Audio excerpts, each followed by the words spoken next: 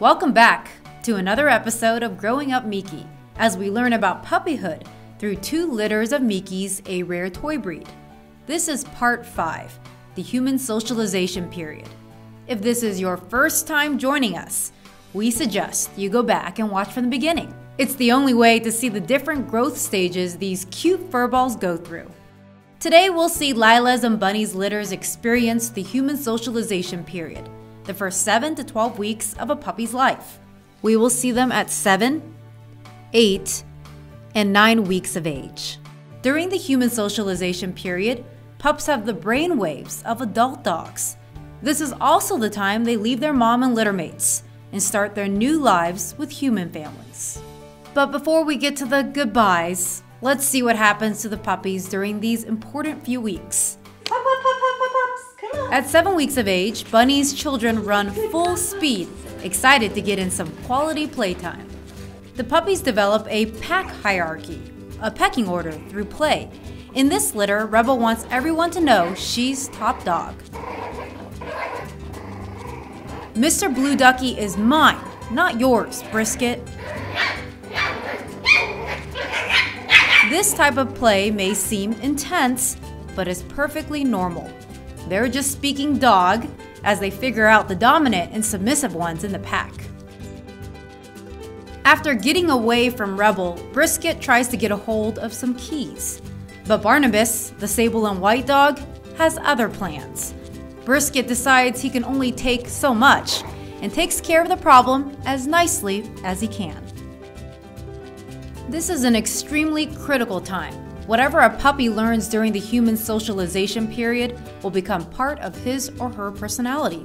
Canine researchers say things puppies learn during this period will be permanent. This period is when puppies learn the fastest. They should start training at this time and learning their doggy manners.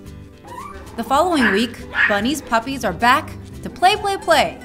But first, some of them are given a new look. At 8 weeks of age, they are growing fast. Brisket has developed a new interest in seeing what it's like to fly. The playtime cot is now the official Mi-Ki launching pad. Meanwhile, Rebel has decided it is her sole duty as top dog to destroy the pad. Lucky for Brisket, Rebel only has baby teeth for now. At about 8 weeks, puppies should be nearly weaned from their mom. Bunny cares about her babies, so she gives in once in a while. But since they have sharp baby teeth, Bunny has no choice but to push them away. Again and again, Bunny tells the pups no more. The puppies' diet consists mostly of solid foods during this time. They eat family style, everyone sharing the same bowl. But Rebel, forever being the, Rebel, decides she would rather savor morsels of food on her own. When Bunny's litter grow into their 9th week, they are joined by Lyla's litter as they race down the hallway for a group play date. This is the first time they're playing together. A group roughhousing session is a good way for both litters to associate with more dogs. But after a while, the older puppies start picking on the younger ones, so they are separated. Lyla's baby Lucy, who has inherited a delightful gait from her dad, makes a new dance move. What should we call it? The sideways march?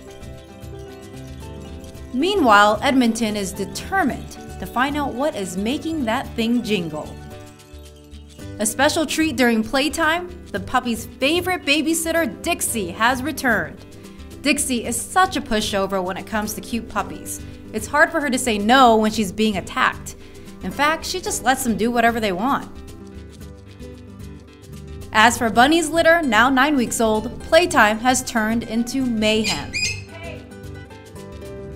Rebel, reinforcing her place as top dog, works hard to hold on to Mr. Owl as Brisket does his best to put up a fight. Barnabas doesn't want to be left out and somehow squeezes his way in.